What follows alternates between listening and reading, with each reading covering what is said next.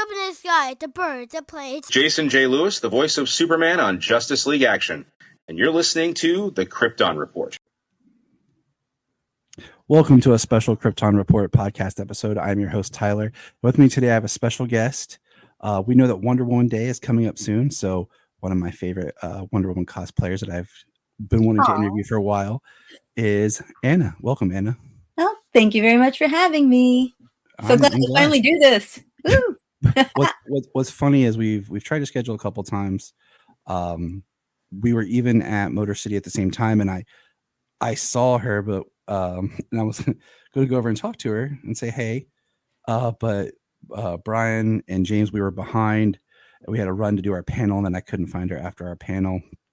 So it's just kind of been funny, but we will get to meet here soon in a special that we're doing in Battle Creek. Yay! We'll talk about that later. But I invited her on because I do like to talk to people who do cosplay. And one thing that has inspired me with her cosplay is, and I'll let her talk about it more, but she started what I call a movement. It's a group for people over 40 cosplaying, and I'll let her talk about that as we get to it. But okay. First of all, I just want to say thanks for coming. And to kickstart everything, what got you into, let's just say, I'm going to go on a limb here and say that Wonder Woman's probably one of your favorites. Who? Yes, she is absolutely one of my favorites.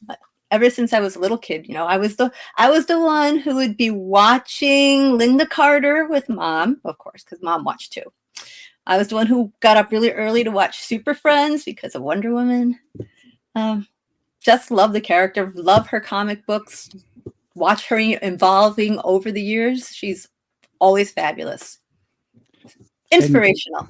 I mean, if you cannot see from my room, I too have an inspirational character that I take a lot of cues from. And you're just seeing this half. You don't even see like this half.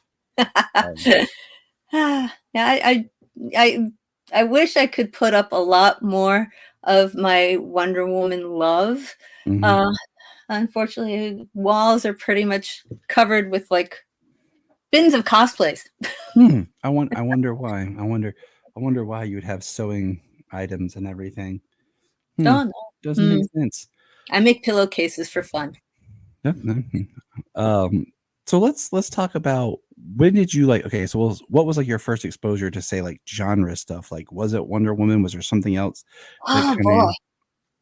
Star Trek. Star Trek was where I started out. I don't even know how. I'm sure one of my parents watched it. I have no clue. But I have memories of watching the animated show on Saturday mornings. I had the Star Trek playset that was like a snap, and you opened it up and you could put the action figures and spin it around, and they'd like beam out to the outside world. And my mom sold it at a garage sale, and now there's one in the Smithsonian, and I still haven't gotten over that.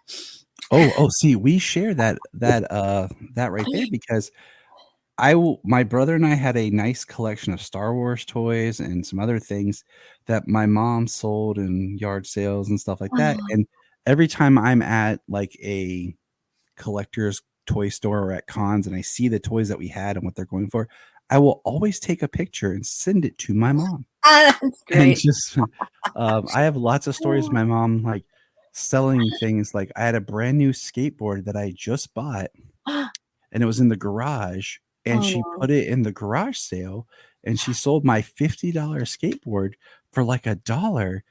And when I asked her out, she said, "Well, I never see you use it." And I was like, "I just bought it, Mom, like a week or so before." No. It had a few scrapes and stuff on it from using it, but like I had not had it. And like my mom was notorious for that. Oh my. Well, that sounds like we might be related then. It's one of those things. But yeah, I went off to college, and when I came back, the first holiday, I guess it was just like Thanksgiving. It was Thanksgiving. All my comic books were missing. I was like, I had in, the mint condition in their sleeves. And it was just like, All of my Generation X were gone. All of my Uncanny X-Men were gone. All of my Star Wars were gone. All of my Witching Hour were gone. And she also got rid of my Star Logs and my Famous Monsters and my Fangorias. She figured, I've grown up now, so I don't need those. And I'm just like, Yeah, and it's funny because now like I have a hard time getting rid of any of my kids' stuff. I'm like, no, it'll come back. They'll want this. Trust me. My wife will be like, well, that's because you wanted it. I'm like, so same thing. Doesn't matter. Because yeah, I remember I used to collect. Like I had all kinds of like those type magazines, along with like music magazines and stuff that were all pitched out. And luckily, my comics have gone through weird sections because I used to have a collection with my brother, and we split it. And then he ended up like selling everything off. And I was like, oh, how dare you, Zach? But no. thus is life. Thus is life. But hey, it moves on. But let's talk. Like I find your costuming so well done. Well, thank you. And I want to get my own Superman costume. Like I'm saving for it. And Yes. I tried to sew some things. My wife made me a really cool Star Wars costume. I just got to find the right pants to go with it. And I always find it I always get kind of blown away by people who are able to craft and make their own things. And like I've seen a lot of your pictures and posts and stuff, and we'll share a few here. But one thing I love about your costuming is, like I said, you do very well authentic work, but you don't just keep to like we talk about Wonder Woman, yes. But you don't keep to just one character. You've done an array and a style from comics to anime, sci-fi movies, and you're always working on doing something different. Do you have a favorite costume? Oh boy. I asked hard hitting tough questions. Wonder Woman is pretty much up there. So just for people to see, like, this is one thing I love is like she has this style, the bombshell, and then she'll go to more of your classic Linda Carter. But you have done, off the top of my head, I can think about, you have different variations of the movie. You did the Wonder Woman. I'm blanking on the number, but it was the cover by J. Michael Straczynski, where she's in the black kind of leather. Yes, I knew. I was either thinking it was either 6 or 8 in my head, but I was like, numbers are my weakness. I couldn't. I like that one because to me that's the suit that should have been in the Wonder Woman 2 movie. Like they should have pulled from that kind of 80s aesthetic and used more of that. But you do the whole span of the character. I still have more to go. So I've been eternally working on Darkest Night Wonder Woman. Ooh. I keep saying for Halloween next year, for Halloween this year. It's like, well, can I still get it done? Maybe you got time, but and 95, I'm working on 95. That's the one with the jean jacket and the exercise shorts, and she's got bangs. So I'm working on that one too. What was your first cosplay? Ever? Yes. Ever. As an adult, because because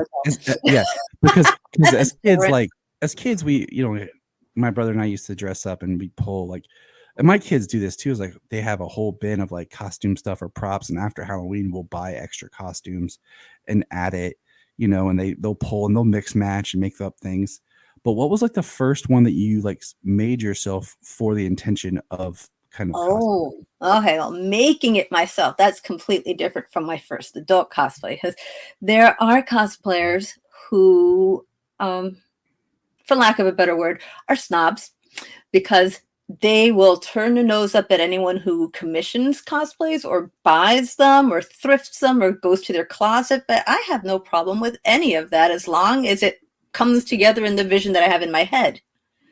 So the first cosplay that I had as an adult was Ranma Saotome from Ranma 1/2.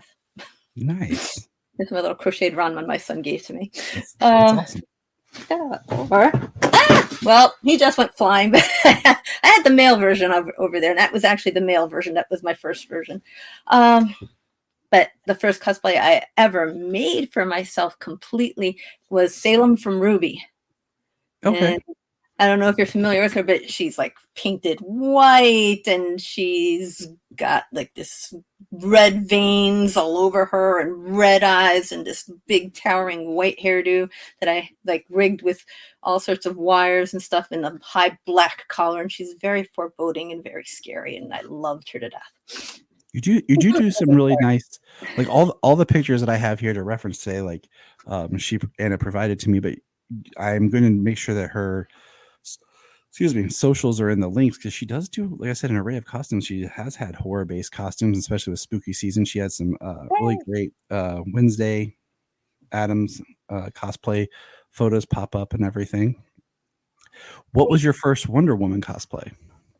Ooh. It was a Spirit Halloween Silver Age-ish Wonder Woman. And I look back at those pictures and I go, wow. Well, you have to start somewhere. I mean, you do. And I think that's sometimes my problem with not only just cosplay, but other things where you have to start somewhere, but you want to be good or you want it to come out well. And often it doesn't. And you're nervous because you're like, well, I don't even want to do it because I don't want it to be good. I don't want it to not be good. So like you're nervous, but you're right. Like you just have to small start steps. And do it. You just have to take that. Let's go and do it. And, if you're happy with it, that's what's important. Who cares what anyone else thinks? I mean, they're not going to be coming home with you and talking to you about your costume. No, haters are haters and you can't do much about it. Exactly. And that's a great attitude to have that I feel like more people need to have just about their art and their craft or whatever they want to do and be a part of.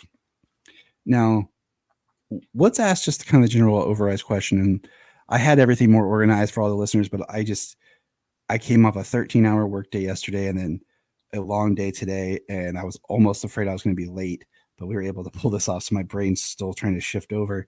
What does cosplay just in general mean to you? Why are you so passionate about it? Oh boy. Well, first off, I'll start by saying it's kind of in my nature because I'm a Halloween baby. So costuming has been a part of my life since pretty much day one, literally. Gosh, I don't know if she wrapped me up in some kind of Halloween blanket or not, but who knows? But as I got older, it was more of a means of stepping outside myself to have fun as someone else, because it's really interesting that the second you put on another persona, you become that persona a little bit, and it's not you, and it's that person going out and having fun and socializing. And then, it's kind of like a little mini vacation from everything that you have to deal with during the day.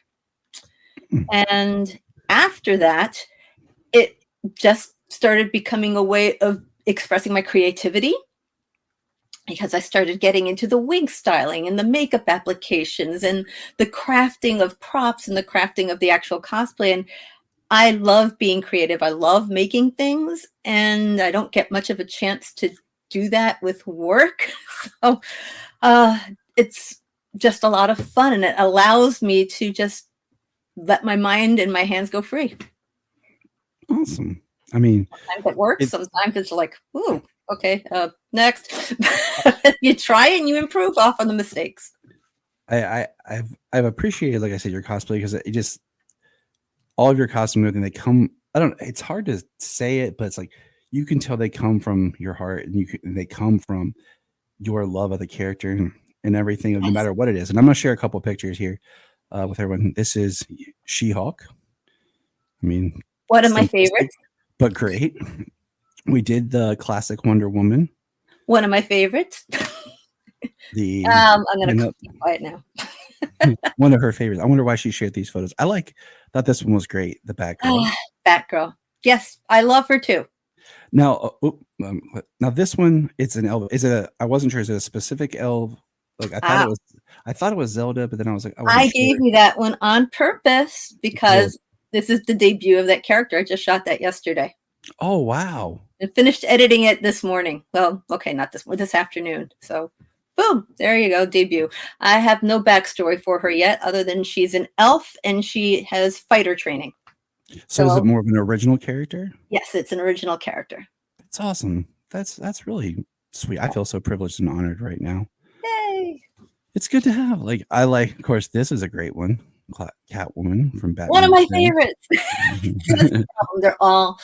I will not care. I have to love a character in a way in order to cosplay them. And I I was going to ask you is like, is there ever has there before I keep going to the photo, has there ever been a character that you've done that you just weren't like connecting with, or like a costume that you weren't just connecting with, or is There's one. I mean, I've been cosplaying for a few years, and I have only taken 4 suggestions from people over those entire 4 years. One was Savage Land Rogue, which I took to New York Fashion Week a couple of weeks ago. Gosh, Silent Hill Nurse. That my friend Yara said, "You've got to do this with me." And I'm like, okay. And I've never played the game, but it was creepy and spooky and fun. But I've never really connected with the nurse. Mhm. So she would probably be the one. I have a short list of the other 2 characters, but obviously they're not springing to mind, the recommendations, because I have to have some kind of connection, whether I love them or I love to hate them. I have a bin back there that's kind of covered up. It's labeled super jerks because they're jerks that I hate, but I love to hate them. And that's Homelander is in there, and so is Syndrome. oh, Homelander. Such a good character, like a good character, as in like the created character, but such a horrible person. Character. Yes. Speaking of the antithesis of that, look at this. Oh, yay! Totally opposite. Exactly. That just makes you feel warm and fuzzy inside. Ah. No, I love this one because I feel like it's just so different than everything else you've done. Like, it makes me laugh. And if there's one character that people will ask me, "What's your favorite cosplay?" It's Dr. Briefs. Yeah. I just love it because it's just not really what people expect from me. They expect the lycra, powerful superhero type person because I do so many Marvel and DC characters. But Dr. Briefs is a total transformation as I'm wearing a binder. I've got a big floppy shirt and big floppy lab coat. I got the fake cigarette and the mustache is glued onto my face. And I shuffle around like a middle-aged man and people don't expect it from me. That's the one. Like, I get to see you on the con floor walking over. Like, I thought Anna was here somewhere, guys. Have you seen her? And you're just like, well, Dr. Briefs has gone to cons a couple of times, and people are very surprised to hear. Well, I don't really have a masculine voice, so I just nod. Yeah, just nod. And then I said this one for last. I wonder why. Krypton. That's a good one. I love Supergirl too. I think, yeah. I was trying to remember when I cosplayed Supergirl before I cosplayed Wonder Woman. There's that. There you go. What's funny is I sent in a message, and part of our email communicating for this was I was reading Absolute Power #2, and there was a panel where the face looked like her face. I was like, "This looks like you." And she's like, "You're right, it does." I was like, "Yeah." Yes. It was. I was like, That's cool. maybe because she just looks like Wonder Woman, but. So I was talking earlier about the movement, but what I found most fascinating was you started a cosplay, like your one of your biggest pushes with cosplay is cosplay over 40. How did that start? Like what was your thoughts on that, and like what you started, and yeah, just go ahead and tell us about that. All right. Well, my husband, who is a photographer, and I would go to conventions around Michigan and Ohio because that's where we're based. And I would see a lot of older cosplayers with fabulous builds, armor and Star Wars and beautiful sewing. And they'd just be totally ignored by the cosplay photographers that were there. And maybe like a few cosplayers would like talk to them, but they'd just kind of be like, kind of wallflower almost, that no one would really interact with them. No one would take their pictures. No one would do anything. And it really started to aggravate me. Con after con, I'd be like Miss Social Butterfly going and talking to everyone. And then these lovely, wonderful builds, and it'd be like nothing. And then it finally came to a head at a Northern Ohio con, who shall remain nameless, um, my husband was standing near other photographers, and I was there too. And this guy was just standing there with his camera looking around. Then my husband's like, why don't you take her picture? And he looks at me and goes, I only take pictures of pretty young things. And I was like, oh, okay then. And that was enough of a galvanizing comment that I was like, you know what? This has just gone far enough. There's got to be a way to showcase people who are 40 and up and the wonderful work and the cosplays that they do. And about 2 weeks later, after some research to see if we were stepping on anyone's toes to make sure that there was nothing like an online magazine featuring 40 plus cosplayers yet, we registered the name and started up, and it's been going strong ever since. I just think it's wonderful because, I mean, an issue I've always had with cosplay is you have people who genuinely do it for the love and from their soul. And that's what I believe when I, seeing your stuff and talking with you before even this interview. And then the people who do it because it's a way of attracting attention or money or a certain sex appeal, and the communities that they build or bring in the people that they bring around. And then you have the photographers who they're not really there for like the craft of the costuming and the joys and the fandom and stuff like that. They're there for ulterior means. Right. They want likes fast. Yeah. And, and they're celebrating a certain idealized either body or figure or whatever. And I've been to cons and I've seen people take pictures with people who their costumes might not be as well, but the cosplayer themselves is what they're getting the attention for. When you have other people who might not be older, but just aren't the ideal look, who have really great costumes. Mm-hmm. So like with your movement, that's what I'm calling it. I just like that you're letting people who enjoy the same thing, who love making costumes and being a part of it. It's like being a kid again. Like we were talking about earlier, is like, I grew up with the towel cape, right? And I pick on my kids all the time about, when I was your age, I couldn't just go to the store and grab a Spider-Man mask or a Batman mask and a Batman cape. Like most of mine was homemade till later on. Like I had a towel with a safety pin, that was my cape. Yes. And so, and that doesn't really leave. Like I still I have, it's horrible homemade. And I don't have a picture of it, but I'll send it. I'll show you. You tie the blanket around your neck. There's your cape. I know that very well.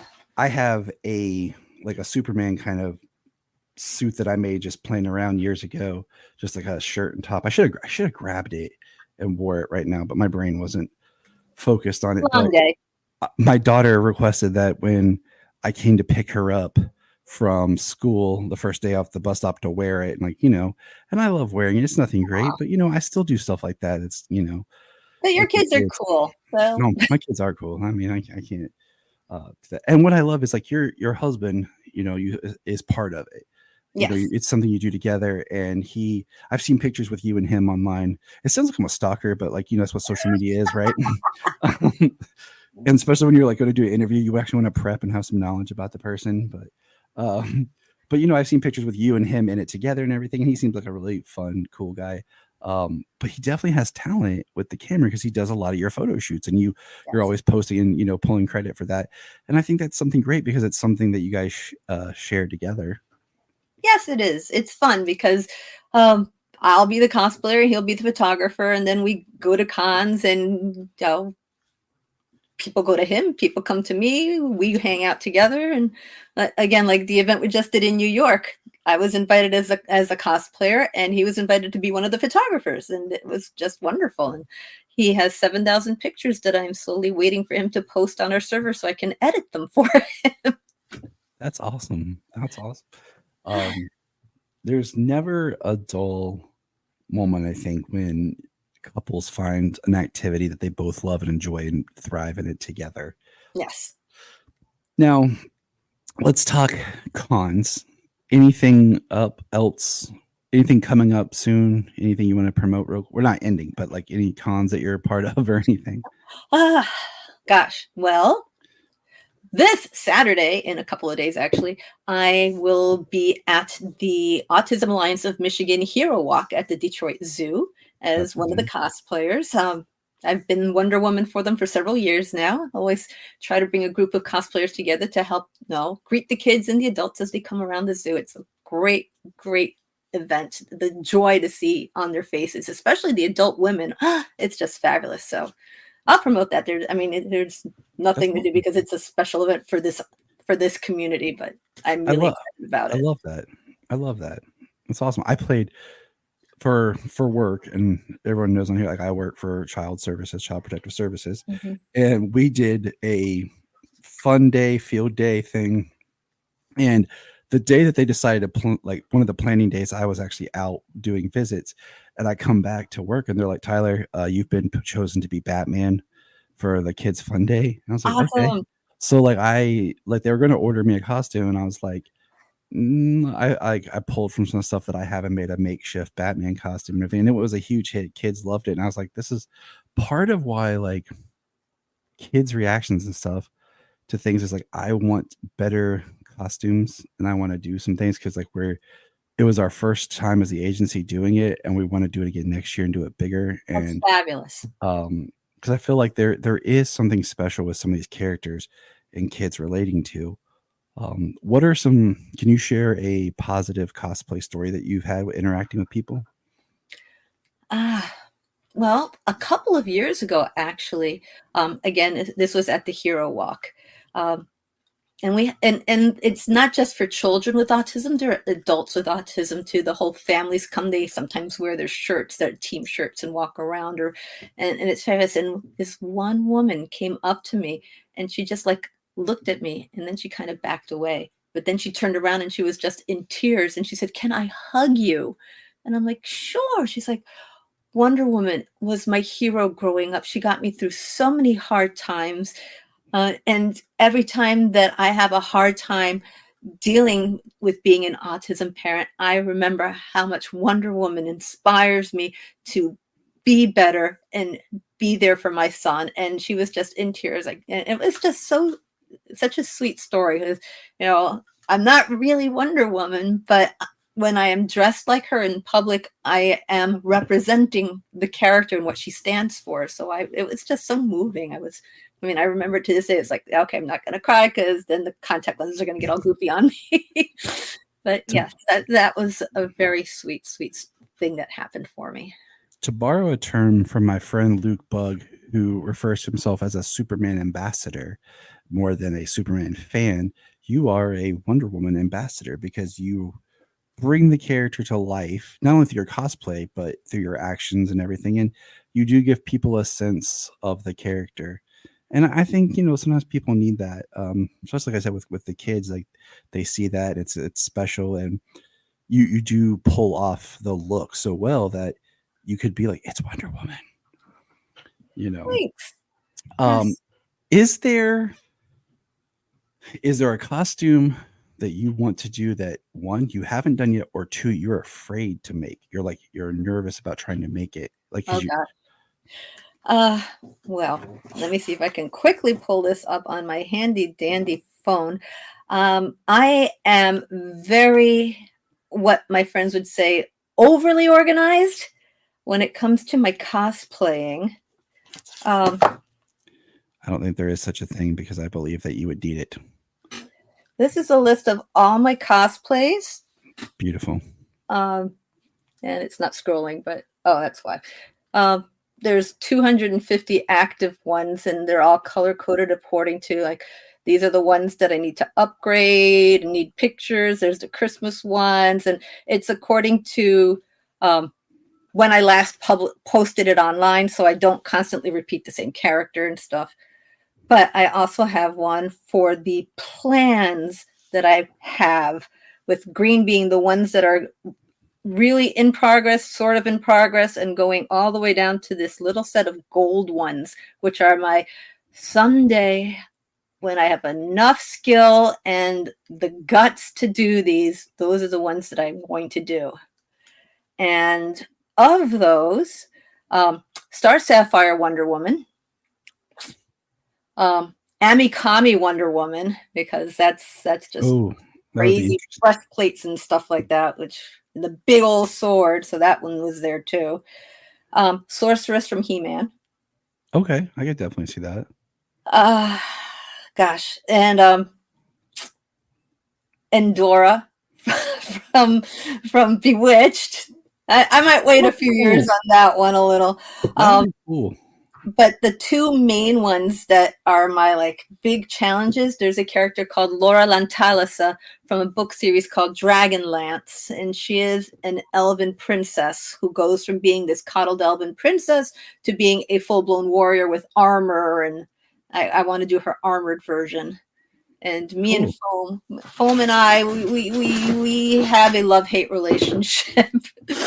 It mocks me from the side of my desk.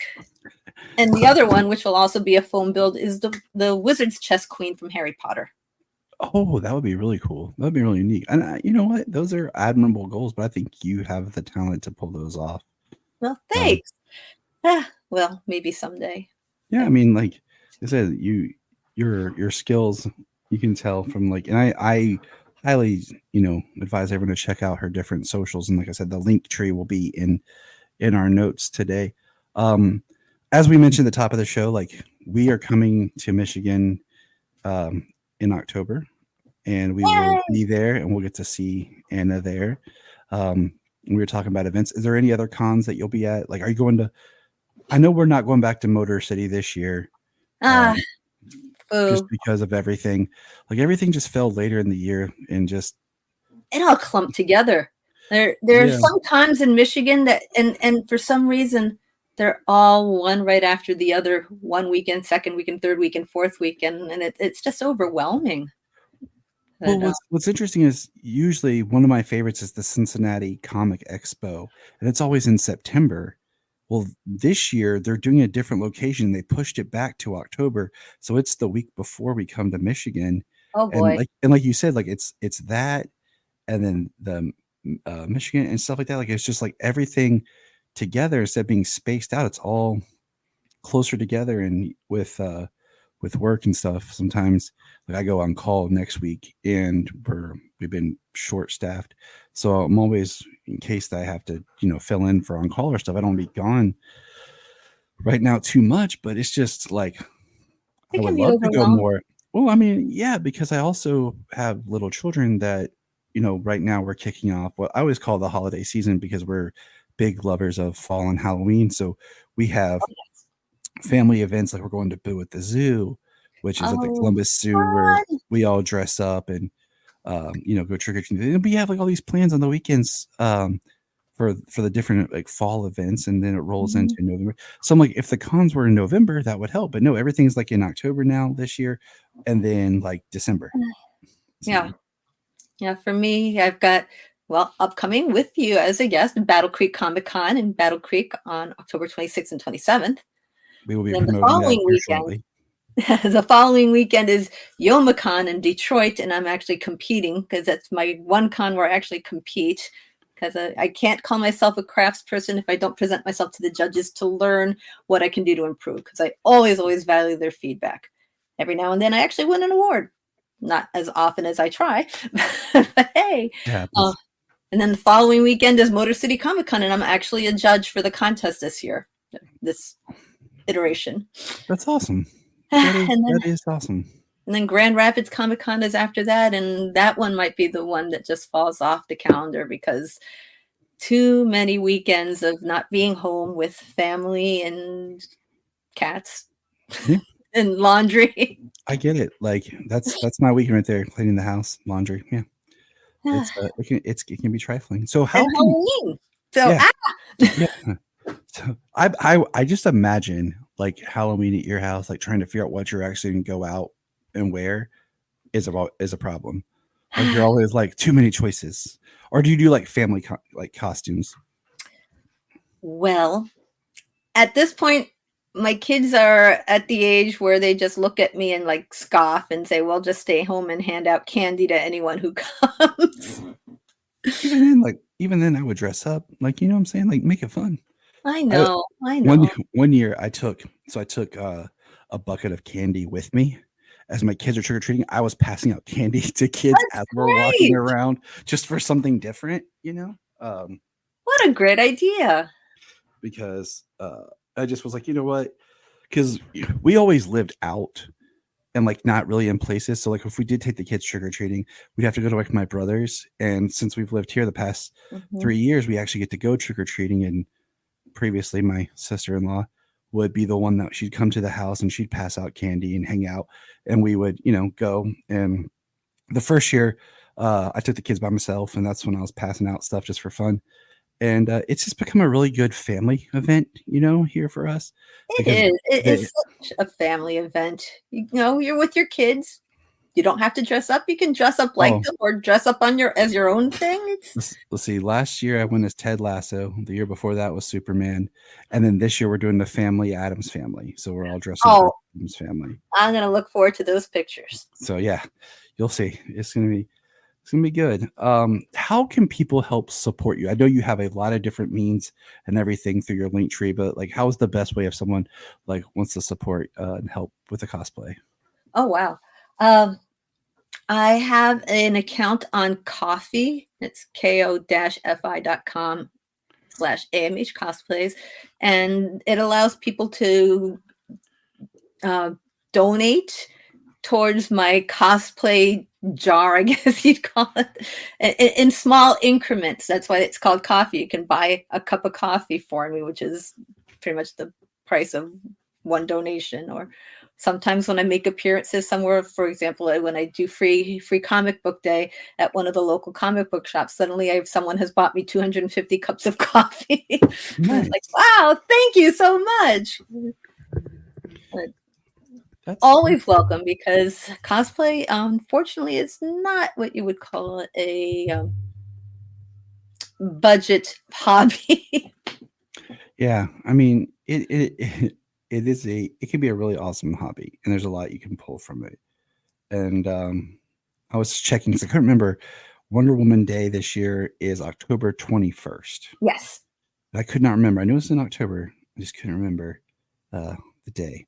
So I was like, I'm horrible with dates sometimes. 80 plus years. Woo! It's exciting. Like it is exciting. It's a great character that endures. And I want to thank Anna for being on with us today. And I think, like I said, I apologize for just my lower energy. It's been a very stressful day. I understand. And I'm excited to do this. And Anna and I've talked before in the past, like when I had issues with work. That's why we had to postpone before. It's taxing a taste. But I think after we'll do an interview there at the con, and then maybe towards Christmas we'll follow up into another one, and kind of bring in some Christmas cheer, you know, because she mentioned Christmas Wonder Woman. I will say, if anyone was listening, she talked about her Christmas cosplays. So Anna, thank you so much for chatting today. Oh, thank you so much for having me. Anytime. It's nice to talk finally. Yes. And I encourage everyone to check out the show notes and check out all of Anna's socials and everything. And just like I said, it really is an art form because the pictures are beautiful. Her husband's photography skills are amazing. Her costumes are wonderful. And she is, you know, now the dressed Wonder Woman that I know. Thank you so much. You're welcome. All right, everybody. Remember, check out Krypton Report and Anna's cosplays. Look up in the sky. We want to thank you for checking out the Krypton Report podcast, and we ask you to check us out on all of our social media, on Twitter X, Facebook, Instagram, Blue Sky, Hive, Threads, YouTube. We're everywhere. And if you want to be a guest on the podcast, just send us a message and let us know. If you are like Tyler and James and can't get enough super talk, check out these other podcasts. Digging for Kryptonite, Supergirl Radio, The Last Sons of Krypton, The Superboy Legacy Podcast, All-Star Superfans, Superman the Animated Podcast, The Aspiring Kryptonians, Always Hold On to Smallville, The Geek of Steel, and Truth, Justice, and Hope. Tyler here. Hope you're enjoying the podcast today. I just want to talk about another project I've really been working on. It's the Requel. It used to be just part of our Patreon, and we still do Patreon exclusives, but I've really pumped it up, and I've started inviting friends to join me as we pitch movie ideas. I ask everyone if they can go and check it out. It's under Jonathan Tyler Patrick on my YouTube. And go like it, subscribe. And if you want to come on and pitch an idea, come on. Just check it out. It's a fun time. I am Brian Peters, the creator and host of Gravely Amusing. For the past 30 years, I've studied the history of gods and monsters in pop culture and our world. As a student of theology and history, I've tried to understand evil and its impact on us. As a writer, I've tried to share this knowledge. As a comedian, I've tried to make people laugh as I do it. But as a man-child, I'm still that scared 7-year-old boy. Join me as I share the history of horror and sci-fi, discuss classic and modern pop culture, and share a creepy story or two. This podcast may scare you, it may horrify you, or it may leave you gravely amused. Listen to Gravely Amusing on Apple Podcasts, Spotify, iHeartRadio, and wherever podcasts are found.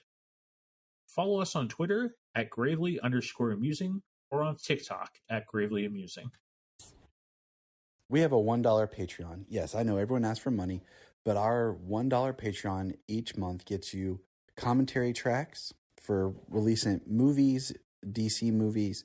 It gets you my requel series where I pitch ideas about movie sequels, prequels, or whatever. It also gets special bonus episodes. So check that out for $1 a month. That's all we ask. Keep it cheap, keep it simple, and help us keep going. Check out the link in the show notes or Patreon Krypton Report. This is Dan Jurgens, and if you want to have a good time, keep listening to the Krypton Report.